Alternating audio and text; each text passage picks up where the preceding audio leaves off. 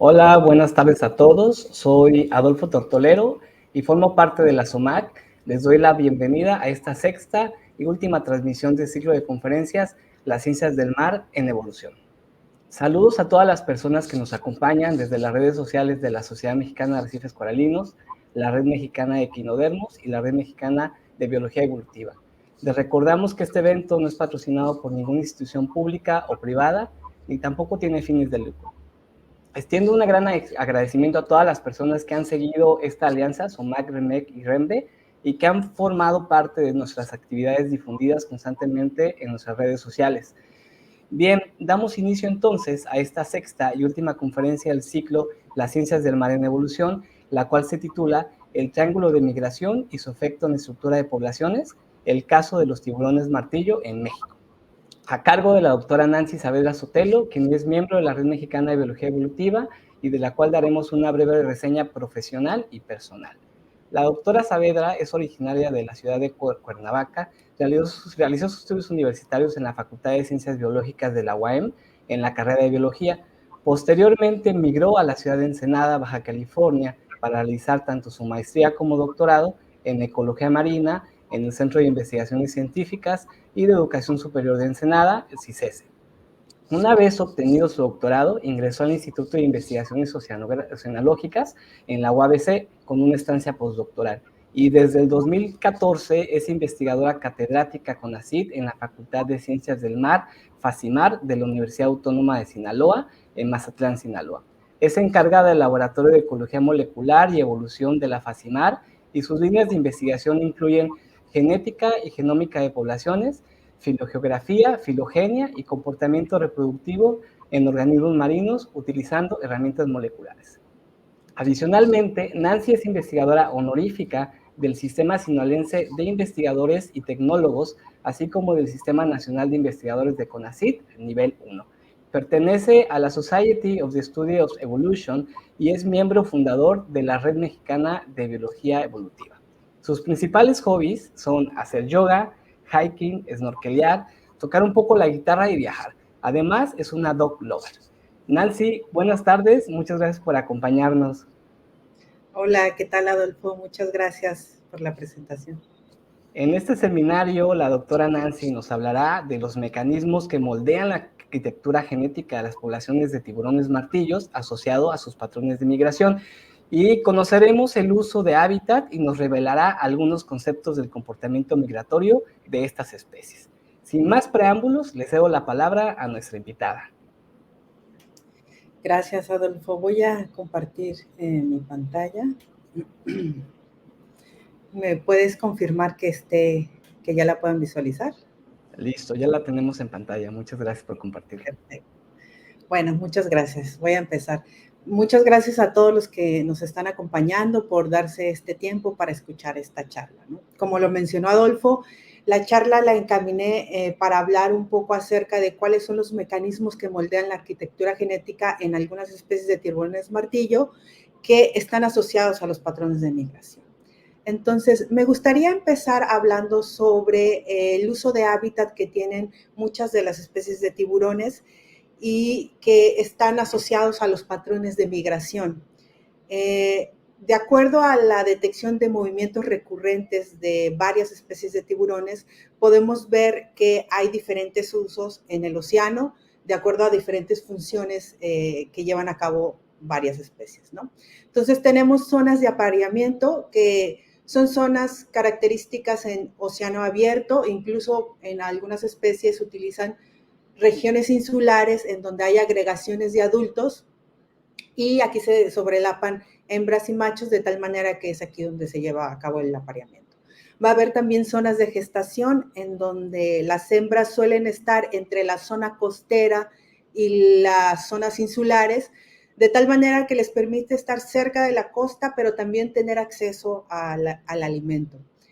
Va a haber zonas de alumbramiento que se caracterizan por estar en las zonas costeras, en donde pueden ser bahías o lagunas costeras que de alguna manera permite ser un refugio para las crías cuando llega el momento de alumbrar.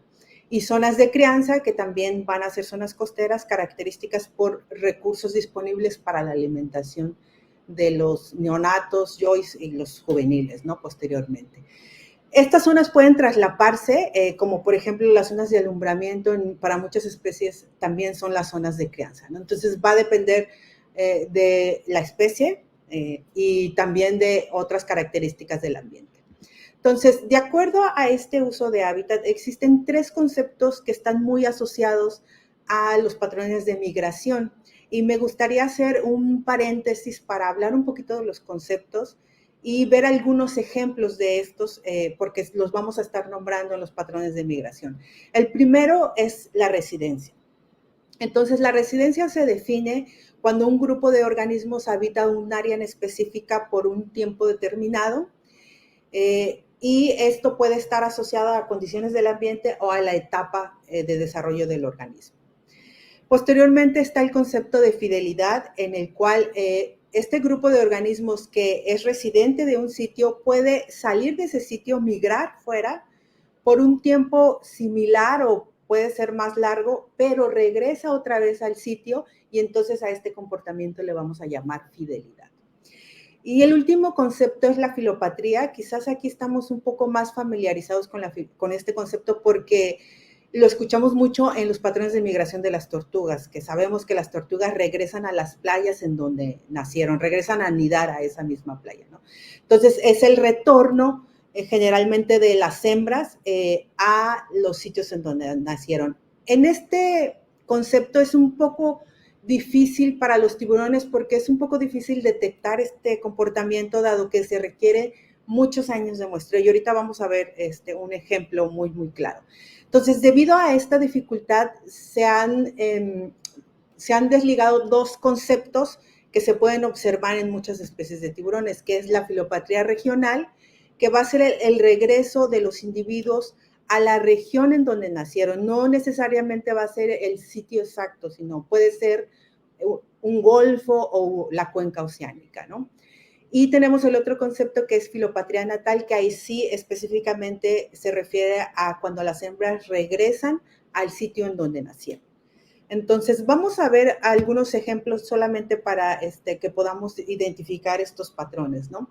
En el caso de la residencia, este comportamiento va a estar asociado a ecosistemas que son relativamente estables, ¿no? Como por ejemplo, especies de tiburones que habitan en zonas tropicales como son los ecosistemas arrecifales, en donde las condiciones ambientales son relativamente homogéneas, no hay cambios abruptos de temperatura, de tal manera que puede haber especies que son residentes durante mucho tiempo. Un ejemplo sería el tiburón puntas negras, que este tiburón se ha observado, se ha registrado que hay algunos individuos que pueden residir hasta 4 años en un arrecife, ¿no? Y también estamos hablando de ecosistemas como por ejemplo las zonas más profundas en donde también las características ambientales son más homogéneas, entonces esto también permite que algunas especies sean residentes por mucho tiempo, ¿no? Como este ejemplo es el tiburón de 6 branquias.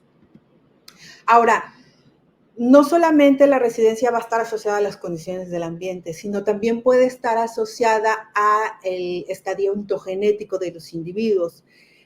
Por ejemplo, existen algunas especies en el que las hembras alumbran a sus crías en zonas de crianzas y estos individuos permanecen por meses o incluso más de un año como residentes. Cuando van creciendo y van alcanzando la talla de madurez, pues esta residencia se va debilitando y abandonan el sitio de área de crianza, ¿no?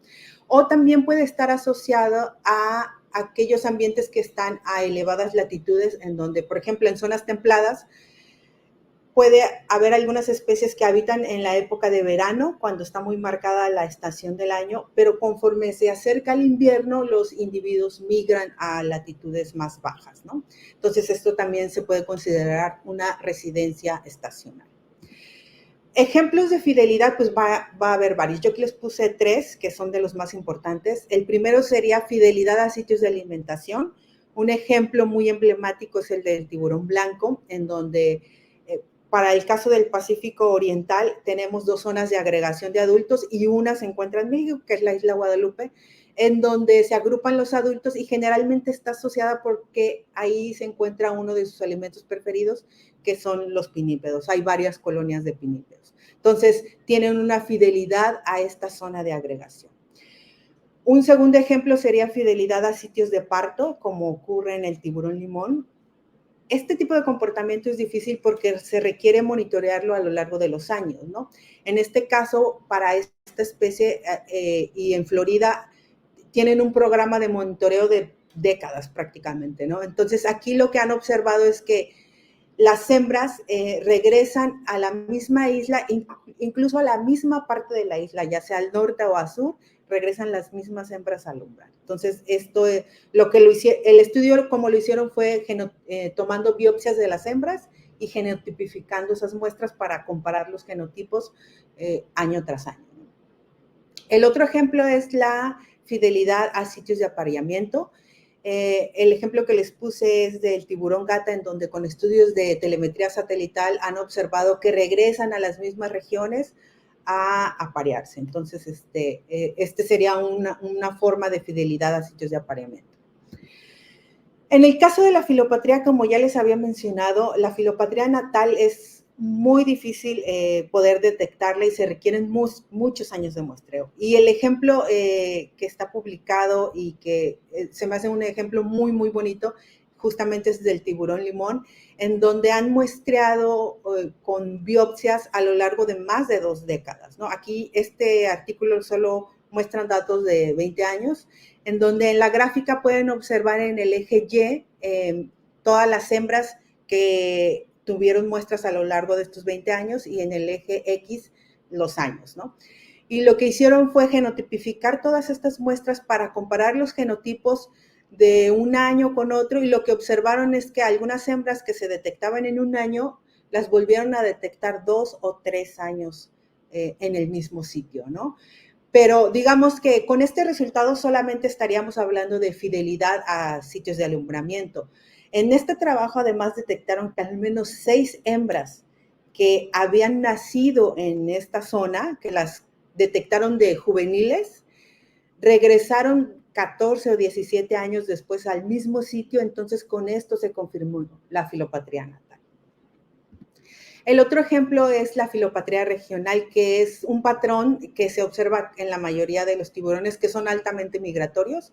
El ejemplo que les pongo aquí es el del tiburón blanco, en donde es una especie altamente migratoria, puede cruzar cuencas oceánicas.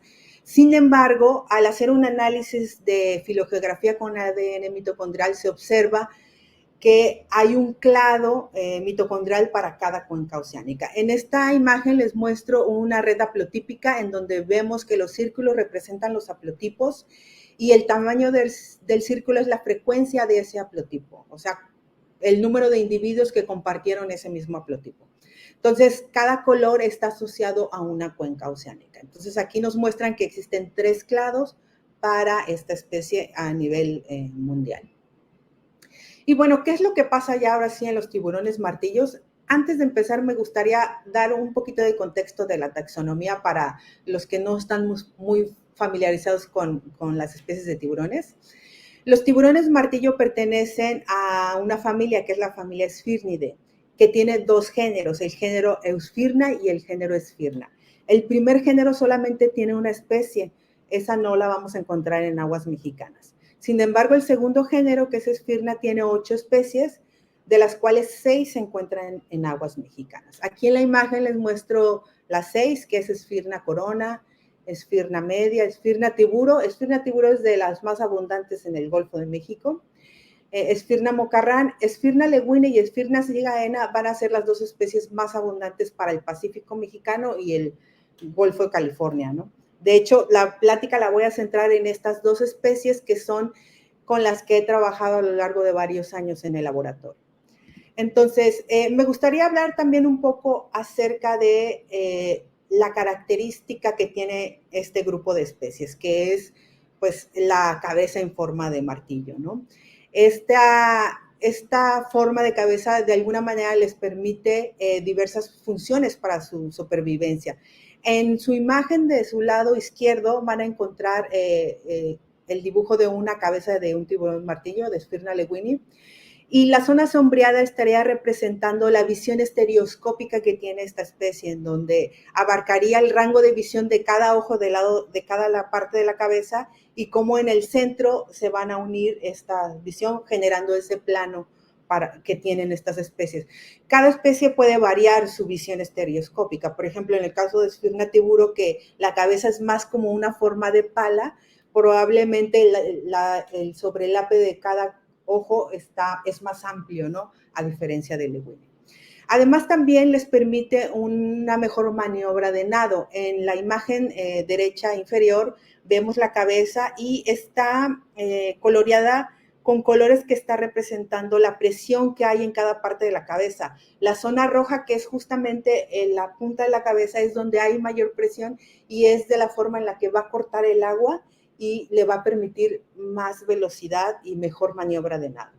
Además, también esta forma les permite detectar señales electromagnéticas que pueden provenir de sus presas o incluso de estos cañones oceánicos que en muchas de las especies, como es en Sphyrna lewini,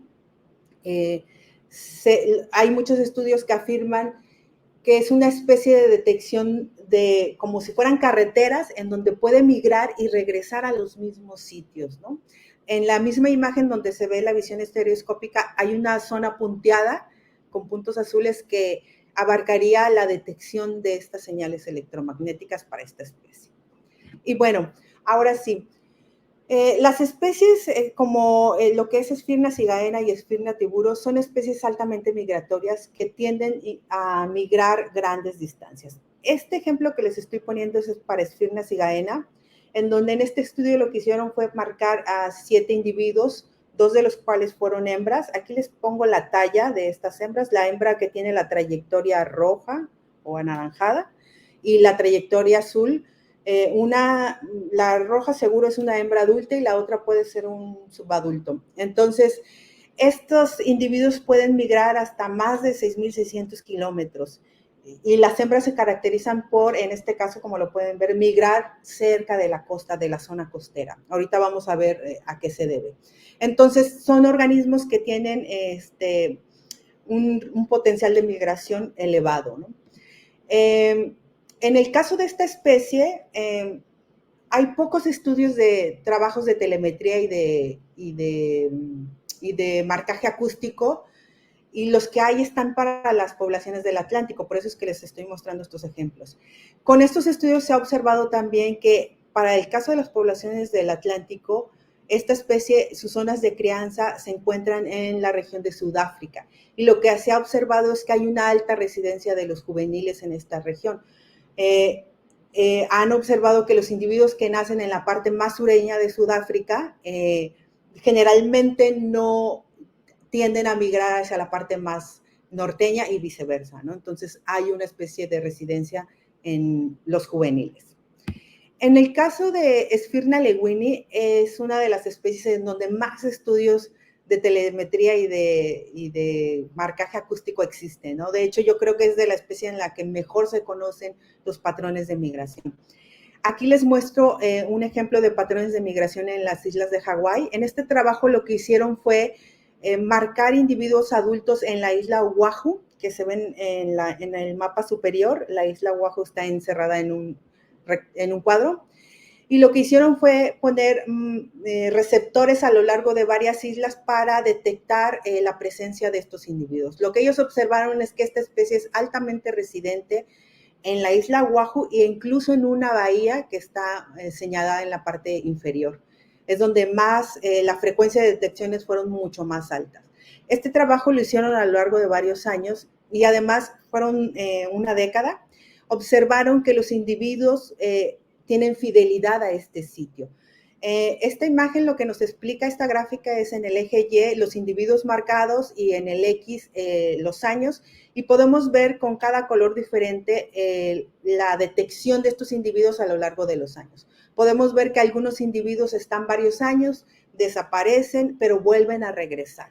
Algunos otros individuos que solo se detectó un año y desaparecieron y ya no regresaron, pero la mayoría tiende a regresar por lo menos cada ciclo reproductivo. Entonces, esto nos habla de que tienen una alta fidelidad a zonas insulares.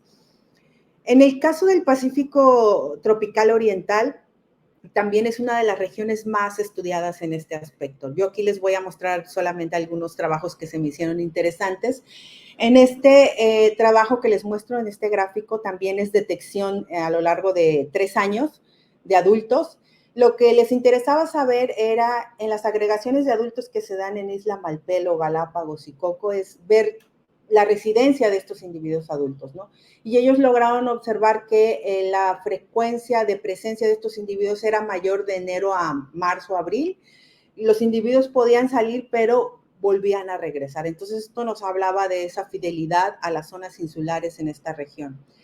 En otro trabajo, en donde solamente analizaron los juveniles, lo que hicieron fue marcar estos juveniles en las áreas de crianza. Este es un ejemplo en el Golfo Dulce, que es en Costa Rica. Y lo que observaron es que los juveniles tienden a permanecer en estas zonas o áreas de crianza por meses e incluso más de un año. Algunos individuos se presentaron más de un año en esta región. Entonces, esto nos hablaba de la residencia que tienen los juveniles a las áreas de crianza. Ahora, con todos estos estudios de marcaje satelital y de marcaje acústico, se ha podido hipotetizar cuál sería el patrón general de migración para esta región. Entonces, esta imagen nos ejemplifica muy bien cuál es el patrón. Tenemos que los adultos van a permanecer en zonas insulares, generalmente de julio a febrero, y aquí es donde se va a llevar a cabo el apareamiento de esta especie. Posteriormente, las hembras pueden pasar su ciclo de gestación quizás un poco alejado de las zonas insulares y cercano a la costa, y cuando llega el momento de alumbrar, que es entre marzo y junio, van a entrar a las áreas de crianza a alumbrar a sus crías. Las crías van a permanecer por meses o incluso años hasta que alcanzan una talla de madurez que les permita reclutarse a las poblaciones de adultos. Incluso en esta región se ha observado grandes agregaciones de tiburones de juveniles, como se ve en la imagen, a los que nombran schooling sharks. Entonces, de alguna manera nos ejemplifica los patrones de migraciones generales. Entonces, este patrón que hemos observado en esta región y en la mayoría de los tiburones martillo nos permite observar que tienen una especie de triángulo de migración, en donde los adultos van a estar un tiempo en océanos abiertos.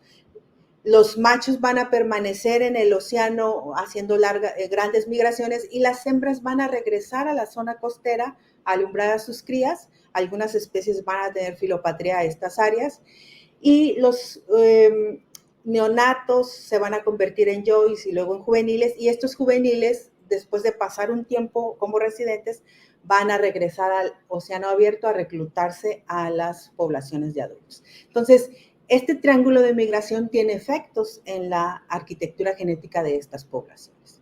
Entonces, como les había mencionado, solamente voy a hablar de algunos patrones para las dos especies que habitan en el Pacífico mexicano, que son las más abundantes. En el caso de Spirna lewini, se ha observado que a nivel mundial tiene una filopatría regional, ya que cuenta con un linaje mitocondrial asociado a esa cuenca. Entonces, igual en este slide les pongo una red de haplotipos en donde cada círculo representa el haplotipo y el color es la región a la que pertenece.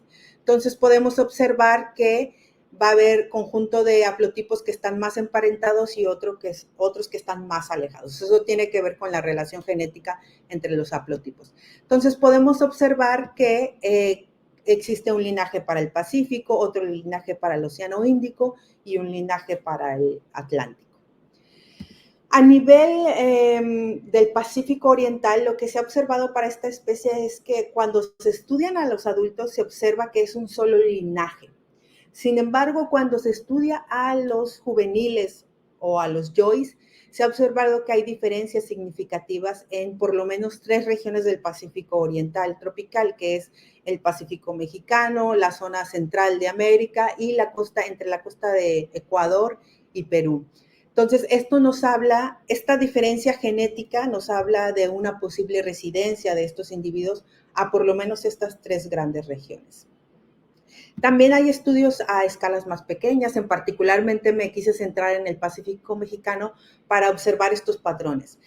Aquí lo que han encontrado es que para el caso de los juveniles con ADN mitocondrial se ha observado que los juveniles que habitan las potenciales áreas del Golfo de California tienen una señal genética diferente a todos los que habitan en el Pacífico central y sur. Y además hay una diferencia con aquellos que habitan en la costa occidental de la península de Baja California. Entonces, esto nos habla también de una residencia y posible filopatría femenina, dado los marcadores que han utilizado para evaluar este patrón. Actualmente en el laboratorio estamos haciendo un estudio con Sphyrna lewini. Hicimos un primer acercamiento para ver un poquito acerca de cómo estaría la estructura genética. Yo solamente les muestro este árbol filogenético en donde utilizamos SNPs y observamos que la mayoría de los individuos comparten características genéticas, salvo el individuo que encontramos en la península de Baja California. Pero lo que ahora queremos hacer, y es un trabajo que está en proceso, es justamente analizar la genealogía solamente en los juveniles para probar esta residencia que se ha observado en otras áreas de crianza, principalmente en la región de Centroamérica y la costa de Ecuador. Entonces, estamos en este trabajo. En el caso de Sphyrna cigaena, lo que se ha observado es pues, un patrón muy similar en cuanto a la filogeografía global. La filogeografía global nos indica que hay una filopatría regional, ya que cada cuenca oceánica tiene un linaje mitocondrial diferente que está asociado pues a ese grupo de organismos, lo que es el Pacífico Oriental, el Atlántico, y existen haplotipos que conectan entre el Indo-Pacífico y la costa occidental del Pacífico, o la región occidental del Pacífico. En el caso del Pacífico Oriental, lo que se ha observado es que, a diferencia de Lewini, en cigaena sí se han encontrado dos linajes asociados a dos grandes regiones del Pacífico Oriental. En esta diapositiva podemos ver una red de haplotipos en donde podemos observar que existe un clado de haplotipos de un solo color que corresponden a la costa del Pacífico mexicano, y tenemos un clado en colores grises que está asociado a la región del hemisferio sur, que es entre Ecuador, Perú, quizás Colombia y Chile. Entonces, en este trabajo lo que hicieron es tratar de detectar dónde estaba ese break filogeográfico, y lo que observaron es que esa ruptura se da en el centro del Pacífico Oriental, que está marcado con la línea roja que está en el mapa. Y esto coincide con las preferencias de hábitat de esta especie, ya que esta especie tiende a distribuirse en zonas más templadas. En el caso de Lewini es más circuntropical. Entonces, está asociado a su distribución antitropical. Por eso es que observamos esa ruptura en el centro del Pacífico Oriental. Nosotros hicimos un estudio a una escala geográfica más pequeña y trabajamos con los juveniles de esta especie. Y lo que hicimos fue evaluar individuos de potenciales áreas de crianza, que fue en Bahía Vizcaíno, en Vallaquino, en Sonora, y en una región entre Mazatlán y Tiacapán, en donde obtuvimos estas muestras. Y lo que observamos es que había diferencias genéticas significativas. Pero además, analizamos las hembras que colectamos cerca de estos sitios y observamos que había una señal igual de diferenciación entre las hembras. Entonces, esto nos permitió discutir que probablemente existe una filopatría de parto en este sitio para esta especie.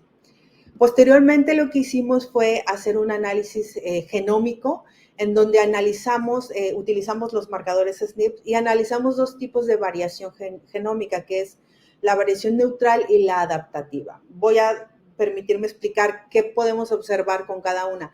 En el caso de la variación neutral, lo que nos permite es detectar los patrones de migración entre los individuos y también, por ejemplo, tamaños poblacionales efectivos. O sea, nos permite identificar patrones de la dinámica de la población. Mientras que con la variación adaptativa nos permite detectar presiones selectivas sobre los individuos que provienen del hábitat en el que están, ¿no? Entonces, en este estudio lo que encontramos fue que a nivel neutral encontramos homogeneidad genética. Esto nos indicaba que era una sola población, el Pacífico nororiental. Sin embargo, con la variación adaptativa observamos una marcada diferenciación, como lo vemos en el mapa y en los gráficos de su parte derecha, en donde podemos ver que el Golfo de California presentó una señal de adaptación diferente a el Pacífico mexicano. Y esto nos puede hablar un poco acerca de la preferencia de hábitat de estos individuos a estas regiones. ¿Cómo llegamos a esta conclusión? Bueno, lo que hicimos fue esos SNPs que estaban dando esta señal, los tratamos de mapear con los genes, con posibles genes de tiburones que están en bancos de genes, y lo que observamos es que estaban muy asociados a genes relacionados con el sistema inmune. Entonces, esto nos permitió justamente discutir acerca de la preferencia de hábitat de acuerdo a esta señal genética que encontramos. Y bueno, ya casi para finalizar, me gustaría hablar de qué es lo que nos falta por conocer en estas especies, porque no solamente es porque sean especies carismáticas, ¿no? Porque sean especies de tiburón martillo que a todo mundo nos puede fascinar verlas, sino porque además son especies de importancia comercial. No quise ahondar en la parte pesquera, dado que quise enfocar el trabajo más hacia aspectos ecológicos y evolutivos, pero son de las dos especies más pescadas para el Pacífico mexicano. Entonces, también tienen una importancia económica en nuestro país. Entonces, muchos estudios de los que hacen falta son estudios de telemetría y de marcaje acústico, principalmente para Sphyrna cigaena. Para el caso de Sphyrna lewini, pues hay muchos estudios, se conocen muy bien los patrones de migración, pero para esta especie de la cornuda prieta, no hay estudios publicados, por lo menos para México, ¿no? Entonces, es un hueco de información que necesitamos llenar y que necesitamos abordar, ¿sale? Otro sería implementar estrategias o tecnologías que se están usando actualmente, pues, para detectar estos patrones. Y un ejemplo son el uso de drones que se ha dado en otros países. En este ejemplo que les pongo es un artículo publicado recientemente para Sphyrna lewini, si no mal recuerdo, en donde utilizaron drones para hacer censos mediante transectos lineales. En el mapa pueden ver, en la fotografía del mapa de la bahía, pueden ver líneas blancas que están representando todos los transectos que hicieron para fotografiar y tomar videos y de esta manera hacer censos y calcular las frecuencias y el uso de hábitat en esta bahía. Con este tipo de estudios lo que lograron hacer es detectar regiones en donde los individuos podían permanecer más tiempo y qué uso le daban a esa región. Detectaron que había regiones en donde se utilizaban mucho en épocas en donde las fases lunares eran más lumínicas, ¿no? De alguna manera podían fungir como santuarios o como regiones de protección en estos días muy luminosos. Y otra cosa que nos hace falta y que se está haciendo, pero hay que afinar este tipo de trabajos, es implementar programas de monitoreo biológico de diferentes formas. Algo que se está haciendo en México es que se registran todas las capturas de los desembarques, tanto de la pesca artesanal como la de alta altura. El problema que tenemos es que la mayoría de los registros se da a nivel multiespecie. O sea, se juntan todos los registros de las cornudas, todos los registros de los cazones. Entonces, no hay un registro por especie. Entonces, esto dificulta un poco a la hora de hacer las evaluaciones de las poblaciones. Entonces, sí tenemos que trabajar en afinar esta parte para poder hacer los registros por especie. Por otro lado, es utilizar nuevas herramientas que nos permitan hacer también un monitoreo de otra forma. En esta infografía que les puse, que tomé del ChartLab, muestran obviamente toda la tecnología que se utiliza para evaluar áreas de crianza, como son los marcajes satelital, acústico y los drones que vienen ahí, pero además hay estudios de ADN ambiental. Entonces, implementar monitoreos de ADN ambiental a lo largo quizás de varios años nos podría dar una idea de la presencia de estos individuos en las regiones costeras y podríamos incluso detectar cuáles serían los meses en donde hay mayor presencia de estos organismos, simplemente por detectar una mayor cantidad de ADN en esas muestras, ¿no? Entonces, es un ejemplo de lo cual podríamos implementar para seguir monitoreando a estos organismos y tener un panorama más completo de sus patrones de migración y de su dinámica poblacional en general. Y bueno, ya solamente quiero terminar dando los agradecimientos a las instituciones y los proyectos y las personas que han participado en estas investigaciones. Las investigaciones con estas especies las he hecho a través de 2 proyectos que obtuvimos, un proyecto con ACID y un proyecto interno en la Universidad Autónoma de Sinaloa. Y un especial agradecimiento a los alumnos que han sido tesistas y de servicio social, que son los que han sacado toda esta información y son los que han hecho los análisis y las discusiones. Y bueno, a mis colegas también, con los que me han ayudado a enriquecer la discusión en las tesis y en los artículos. Y bueno, sería todo. No sé si tengan preguntas, trataré de contestarlas. Muchas gracias, Nancy, por tu interesante charla. Es impresionante cómo herramientas de niveles moleculares nos revelan información de gran escala, como estos patrones migratorios y biogeográficos. Y bueno, hoy en día nos muestras en esos organismos que tienen una gran capacidad de movilidad. Pero yo tengo una pregunta, a ver, explícame para neófitos como yo en el tema. Esto se puede realizar en otro tipo de organismos. Mencionabas algo al inicio, ¿correcto? Sí. Y se pueden utilizar este tipo de herramientas como para designación de áreas naturales o corredores de no pesca o este tipo de temas. Sí, claro. Bueno, aquí estamos hablando de estudios muy particulares a nivel de especie, ¿no? Y ya para hablar en términos de áreas naturales protegidas, pues tendríamos que hacer un conjunto de estudios de varias especies, ¿no? Por lo menos quizás enfocarse en aquellas especies que son como las especies clave de los ecosistemas para poder justamente abordar un poquito de esto. De hecho, algo en lo que estoy trabajando, digamos, es justamente en tratar de conjuntar todos los patrones que he evaluado a nivel genético con varias especies, porque no nada más en el laboratorio trabajamos con tiburones, no trabajamos con más especies. Principalmente en nuestra área de estudio es el Pacífico mexicano, pero al conjuntar todos estos patrones, justamente encontrar patrones biogeográficos que nos permitan justamente llegar a ese punto al que tú estás diciendo, ¿no? Poder encontrar quizás regiones que tienen una riqueza en cuanto a la diversidad genética de muchas especies, ¿no? O sea, que sea un sitio clave en donde, digamos, aquí puede ser una región en donde hay no solamente diversidad de especies, sino incluso diversidad genética en muchas de esas especies. Entonces, por ese lado podría hacerse. Muy, muy, muy interesante, Nancy. Muchas gracias por tu respuesta. Vamos a proceder a responder preguntas y comentarios que han estado llegando en las diferentes redes. Tere nos dice, qué bonito trabajo, muchas felicidades. Gracias, Tere. Es mexicana de Equinodermos. José Raúl Vázquez Pérez nos dice, excelente información. También saludos a la doctora Nancy. Gracias, Raúl. Y bueno, estamos esperando que nos lleguen algunas preguntas de los que están escuchando y viendo esta transmisión en vivo, pero no sé si quieras tú comentar algo al respecto adicional. Mira, están llegando otros más.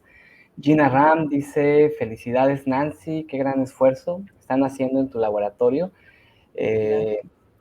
Y dicen, ¿qué zonas implementarías esfuerzos de monitoreo para describir patrones, principalmente en las especies de cornuda que no han sido tan estudiadas como Sphaerosoma cigana? Espirna cigaina. Sí, esa es una muy buena pregunta, ¿no? Porque justamente como que yo aventé la bolita y escondí la mano como para ver, ustedes háganle, ¿no? No, pues mira, yo creo que una de las regiones, para empezar habría que ver su preferencia de hábitat. Esta especie está asociada a zonas templadas, ¿no? Entonces de ahí podríamos partir. Uno de los sitios en los que se puede hacer estudios es en áreas de crianza, ¿no? Nosotros detectamos que pescan individuos juveniles, principalmente en estas 3 regiones que les mostré, que es Bahía Vizcaíno, es una zona muy importante. Y en el caso del Golfo de California está en Sonora y también podemos observarlas en algunas ocasiones al sur del Golfo de California. Entonces, podría generarse algunos estudios de, no sé, telemetría acústica quizás para detectar la presencia de estos juveniles o el grado de residencia que pueden tener en estas regiones, ¿no? Donde se han observado. Hay registros, hay artículos que tienen varios registros, sin embargo, pues si un estudio en esta región podría ser. La otra es que esta especie, a lo largo de cuando estuvimos trabajando en las colectas, observamos que la mayoría de las muestras las obteníamos en alta mar, de la pesca de altura, y sería otra región para poder marcar a individuos adultos, ¿no? Seguramente estos individuos pueden recorrer pues más allá de México, ¿no? A regiones más, a latitudes más elevadas. Entonces, pueden ser, digamos, los dos ejes en los que se podía trabajar para avanzar un poco en los patrones de migración de esta especie en particular. Muy bien, mira, siguen llegando más comentarios. Gabriel Hernández nos dice, excelente trabajo, doctora Nancy. Gracias. Isa nos dice, un súper trabajo, muchas felicidades. Gracias, Isa. Y Talía Rosas Cabrera tiene una pregunta. Nos dice, ¿qué efecto tiene la endogamia y el flujo génico en estas especies de tiburón martillo que mencionaste? ¿Tienes un poco más información al respecto en este punto? Ya. Pues mira, ahí entraría en otra área. Pero mira, con respecto a la endogamia, habría que hablar un poquito del sistema de apareamiento que tienen estas especies, ¿no?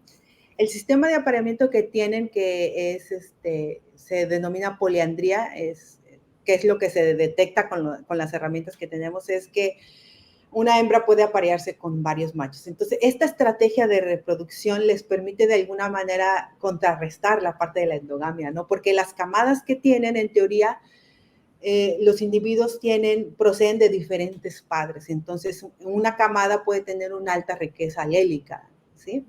Sin embargo, ahí tiene sus bemoles porque hay un sesgo en la paternidad.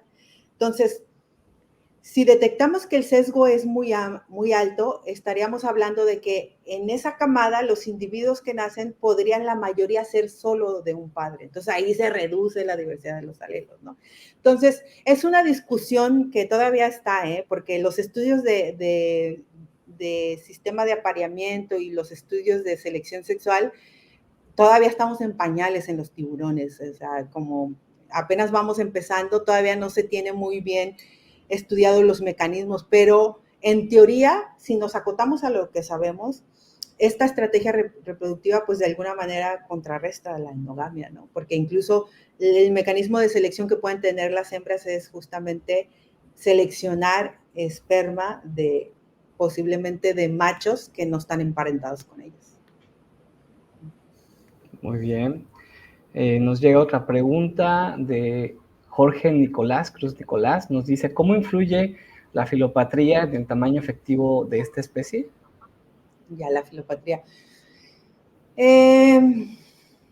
Pues al final de cuentas puede tener, es algo a considerar, ¿no? En los artículos que hemos publicado hemos hecho mucho énfasis en el comportamiento filopátrico por lo menos en el caso de Sphyrna segaena, porque justamente mucha de la pesca que se da en México es artesanal, entonces tienden a estar haciendo capturas cercano a la costa, que es donde están las hembras, ¿no?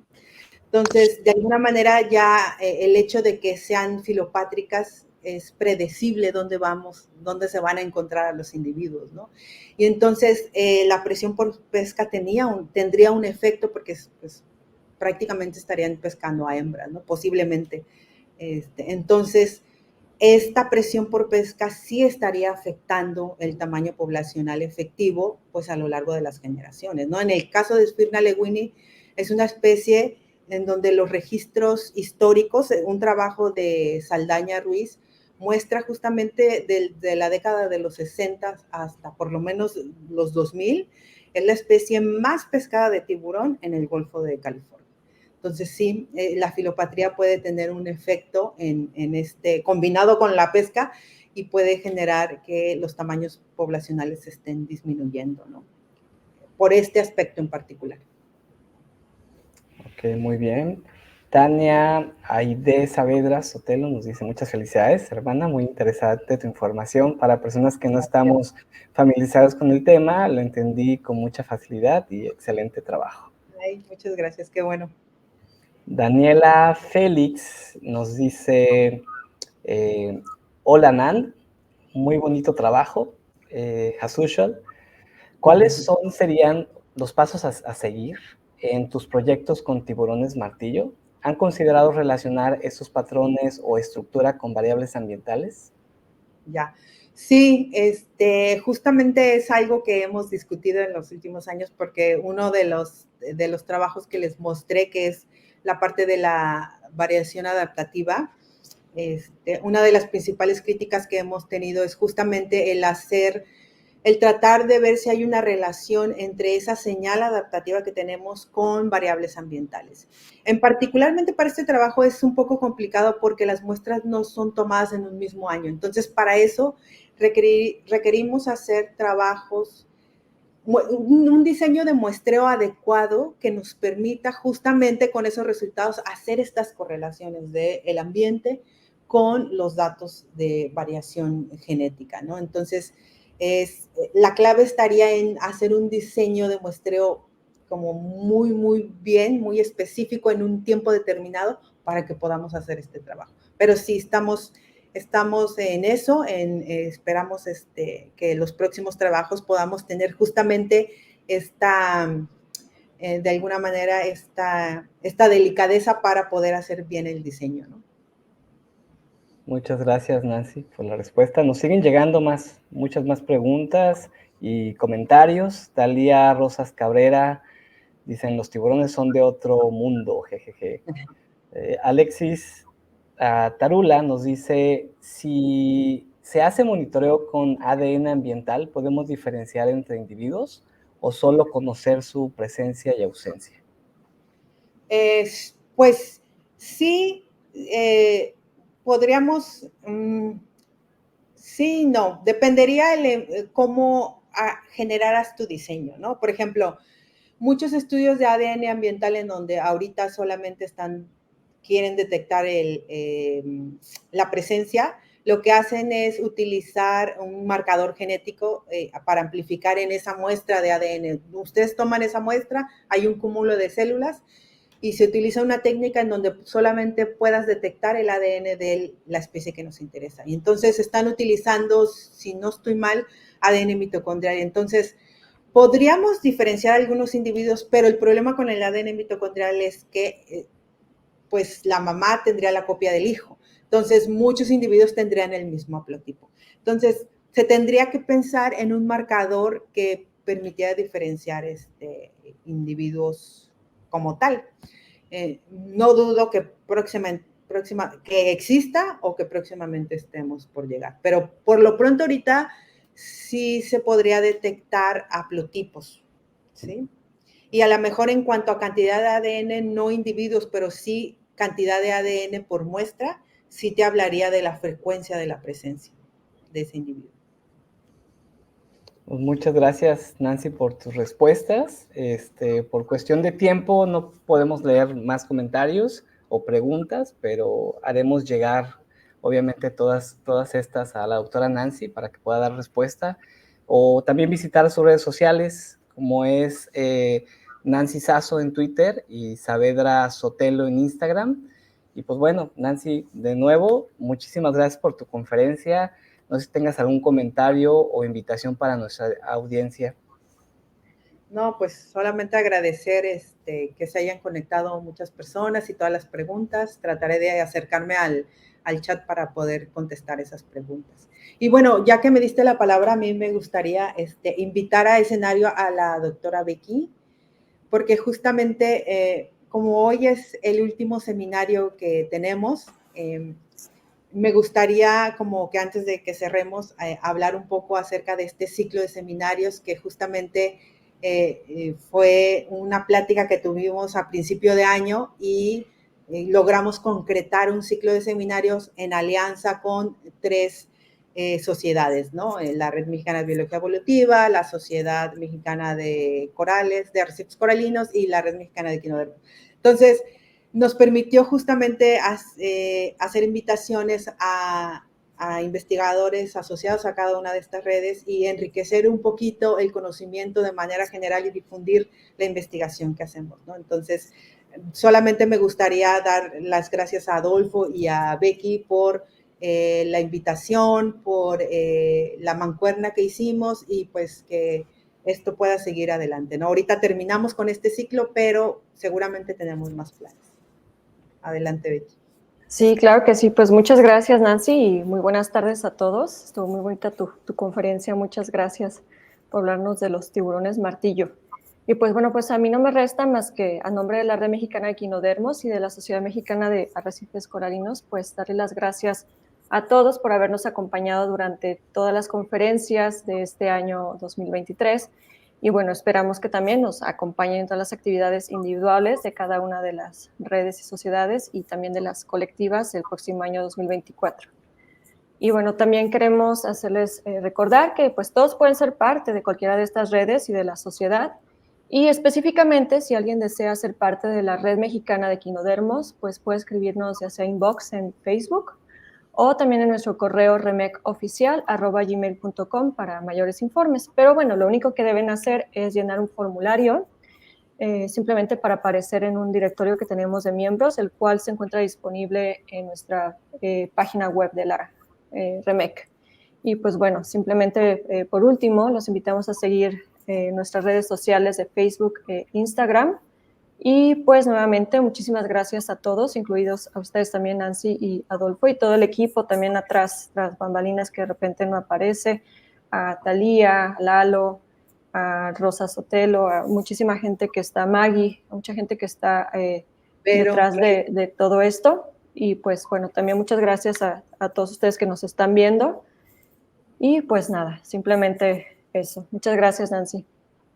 Gracias a ustedes.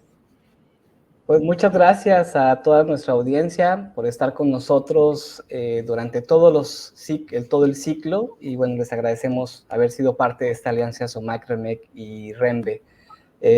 Sin más, les recordamos algunos anuncios finales que son como el próximo Congreso Mexicano de Arrecifes Coralinos que se llevará a cabo del 22 al 26 de abril en Ensenada, Baja California. Así también les invitamos a participar a la 17 Conferencia Internacional de Equinodermos que se celebrará en Puerto de la Cruz, Tenerife, en España.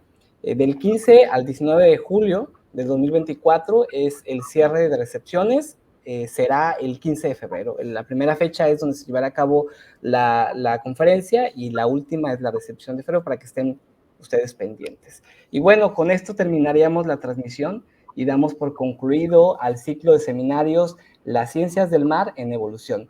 Fue un placer contar con su presencia y esperamos que el siguiente año aún siga en marcha la colaboración entre nuestras redes y también, bueno, algunas otras que estén interesadas en colaborar, por supuesto, les encomendamos a que puedan ponerse en contacto y hacer algo este ciclo un poquito más enriquecedor y más grande. Y pues muchas gracias por todo este año y nos vemos hasta la próxima. Muchas gracias, Nancy. Muchas gracias, Becky, y muchas gracias a todos por sintonizarnos y estar aquí. Gracias a todos. Nos vemos.